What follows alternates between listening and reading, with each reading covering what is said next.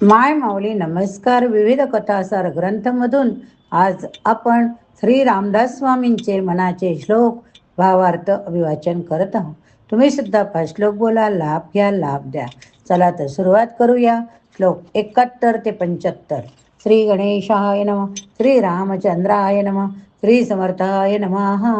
श्लोक 71. जयाचे निनामे मा दोष जाती, जयाचे निनामे गती पाविजेती, जयाचे निनामे घडे पुण्य ठेवा, प्रभाते मनी राम चिंतित जावा. भगवंताच्या नामस्मरणाने माणसाचे मोठमोठे दोष नाहीसे होतात. त्याला उत्तम अवस्था प्राप्त होते. त्याच्या पुण्याचा संचय होतो. अशा या भगवंताचे पहाटेच्या समयी चिंतन करावे. भगवंताचे दर्शन होण्यासाठी माणसाचे अंतःकरण अतिशय पवित्र व्हावे लागते. खोटे बोलणे, चोरी करणे, दारू पिणे, हिंसा करणे, व्यभिचार करणे 5 दोषांनी अंतःकरण अति अपवित्र बनते. म्हणून त्यांना महादोष म्हणतात. या दोषांच्या आचरणाने माणूस स्वतः म्हणजे व्यक्तिशः तर भ्रष्ट होतोच, पण तो समाज जीवन देखील भ्रष्ट करतो. भगवंताच्या नामामध्ये माणसाचे अंतरंग आमूलाग्र सुधारण्याचे सामर्थ्य असल्याने नामस्मरणाने माणूस महादोषापासून मुक्त होतो. माणसाच्या मनाचा मल नाहीसा करणे हा नामस्मरणाचा नकारात्मक परिणाम होय. भगवंताचे दर्शन होण्यासाठी त्याचा होकारात्मक परिणाम देखील अनुभवास येतो. नामस्मरणाने माणसाच्या पुण्याचा संचय होतो, त्यास उत्तम अवस्था लाभते. भक्ताची अवस्था तीच उत्तम अवस्था होय. प्रत्येक भक्ताच्या जीवनाला असाधारण पुण्य संचयाची पार्श्वभूमी असते. अनेक जन्म पुण्याचा संचय करीत राहिल्याने जीवाच्या वासना अतिशय शुद्ध होतात. हीन वासना तर सर्व नाशच पावतात. भगवंताबद्दल वासना तेवढी शिल्लक उरते, ती मात्र या जन्मी भगवंता पूर्ण करतो. नवेचे कदा ग्रंथीचे अर्थ काही, मुखे नाम उच्चारिता कष्ट नाही.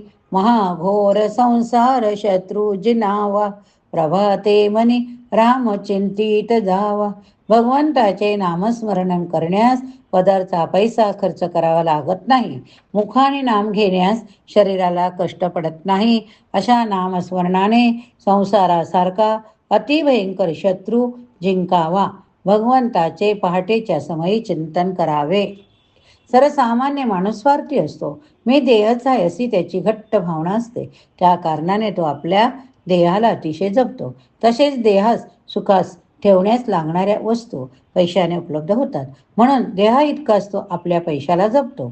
श्री समर्थांनी संसारात रमलेल्या माणसाची ही 2 मर्मस्थाने बरोबर ओळखली. ती नजरेपुढे ठेवून ते सांगता की भगवंताच्या नामस्मरणास पैसा खर्च करावा लागत नाही, शरीर कष्ट करावे लागत नाही. परंतु याबरोबरच ते एक सावधान सूचना देतात.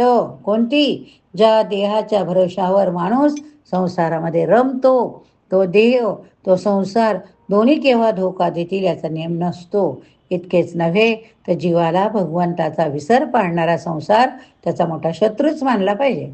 भगवंताच्या नामाने भगवंताचे अखंड स्मरण राहते. भगवंताच्या स्मरणामध्येच संसाराचे मरण अनुभवायला येते. भगवंताच्या स्मरणाने संसार जिंकून संसारात राहणाऱ्याला मग भय नसले कसले. देह दंडनेचे महादुःख, महादुःख ते देह दंडनेचे महादुःख आहे. महादुःख ते नाम घेता नराय, सदाशिव चिंतित से देव देवा, प्रभाते मनी राम चिंतित जावा. देहाला कष्ट देण्यामध्ये अतिशय दुःख भोगावे लागते, पण जो भगवंताचे नाम घेतो त्यास दुःख भोगावे लागत नाही. श्री शंकर परमेश्वराचे नामचिंतन करतो अशा त्या भगवंताचे पहाटेच्या समयी चिंतन करावे. भगवंताचे दर्शन होण्यास देहाची आसक्ती सुटावी लागते. देहाची आसक्ती सुटण्यास देहाला कष्ट देणे हा एक मार्ग प्राचीन कालापासून चालत आला. भगवंताच्या प्राप्तीसाठी देहाला नाना प्रकारचे कष्ट देणारी माणसे भारतामध्ये सर्वत्र आढळतात. उपासना, उपास, तापास, जप, तप, व्रत, अनुष्ठाने इत्यादी देह दंडणाऱ्या प्रकारामध्ये देहास खरोखरच मोठे दुःख द्यावे लागते. भगवंताचे नामस्मरण करणाऱ्या साधकाला असले कष्ट करण्याची जरूर राहत नाही. भारतीय संस्कृतीमध्ये श्री शंकराला तपोमूर्ती मानतात. तप, योग, समाधी यांचा सर्वोत्तम आदर्श म्हणून सदाशिव साधकांना अत्यंत आवडतो. श्री समर्थ सांगता की असा योगी ईश्वर सदाशिव देखील भगवंताचे नामस्मरण करतो. एवढे नामाचे महत्व होय. बहुता परी संकटे साधनाची, व्रते दान उद्यापने तिये धनाची. दिनाचा दयाळू मनी आठवावा, प्रभाते मनी रामचिंतित जावा. भगवंताच्या प्राप्तीसाठी साधने करावयाची म्हटली तर त्यामध्ये नाना प्रकारच्या अडचणी येतात.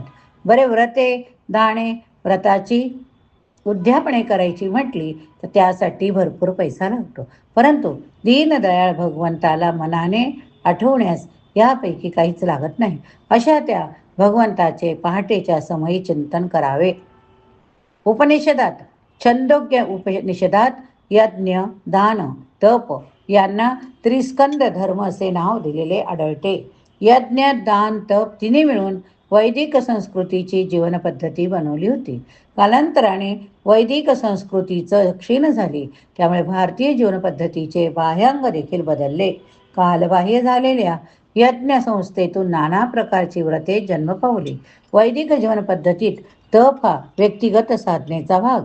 तपाच्या कल्पनेतून पुढे अनेक प्रकारची ईश्वरप्राप्तीची साधने निर्माण झाली. यज्ञ संस्थेमध्ये दानाला मोठेच महत्त्व होते. यज्ञ बंद पडले तरी नव्या कालमानाला अनुरूप असे दानाचे विविध प्रकार प्रचारात आले. श्री समर्थाच्या काली व्रते, उद्यापने, दाने यांचे विशेष बंड होते. त्यांच्या भोवतीच धर्म केंद्रित झाला होता.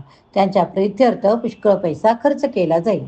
भगवंताचे दर्शन अखेर आपल्या अंतर्यामीच व्हायचे असते. ते दर्शन शुद्ध मनाने घ्यायचे असल्याने मन भगवंताचे भरून टाकावे लागते. मनात भगवंत भरण्यास त्याला सतत आठवण्यासारखा अन्य मार्ग नाही. भगवंत दीनदयाळ आहे. जो कोणी मनाने दीन होऊन त्याचे स्मरण करतो त्याच्यावर भगवंताची दया लोटते. शरण वृत्ती हे दीनतेचे लक्षण होय. शरण वृत्तीने भगवंताचे सतत स्मरण करणे हाच भगवत प्राप्तीचा सर्वोत्कृष्ट मार्ग होय. समस्तामध्ये सार साचार आहे, कळेना तरी सर्व शोधून पाय. जीवा संशय वाहू गातोत जावा, प्रभाते म्हणी रामचिंतित जावा. खरोखर सर्व साधनामध्ये नामस्मरण हे उत्कृष्ट साधन. हे जर ध्यानात येत नसेल, श्रुती, स्मृती, पुराणे, संतांचे ग्रंथ नीट अभ्यासावे. नामाबद्दल येणारे निरर्थक विकल्प आपण सोडावे. अशा त्या भगवंताचे पहाटेच्या समयी चिंतन करावे.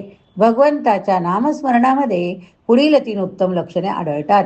1. नामाला कमीत कमी उपाधी. 2. नामात आरंभापासूनच भगवंताचे अस्तित्व असते. 3. या नामाच्या अभ्यासात इतर साधनांचे फळ आपोआप मिळते. नाम म्हणजे मी नाही तो भगवंत. वेदशास्त्र, पुराणे, संतांचे ग्रंथ या सर्वांमध्ये वरील नाना प्रकारांनी सांगितलेलं आहे. म्हणून आध्यात्मिक वाङ्मयाचे परिशीलन करून अखेर नामच हाती लागते. संशय येणे हा जीवाचा स्वभाव आहे, पण विवेकाने संशय, निदान निरर्थक संशय तरी बाजूस सारल्या वाचून जीवाला नामस्मरणाचा आनंद भोगायला मिळणार नाही. या ठिकाणी आपले श्लोक संपले. पुढच्या श्लोकात पुढील भावार्थ बघूया. श्रवण केले असेल तर बोला व प्रतिक्रियेत लिहा. जय जय रघुवीर समर्थ. जय जय रघुवीर समर्थ. जय जय रघुवीर समर्थ. जय जय रघुवीर समर्थ.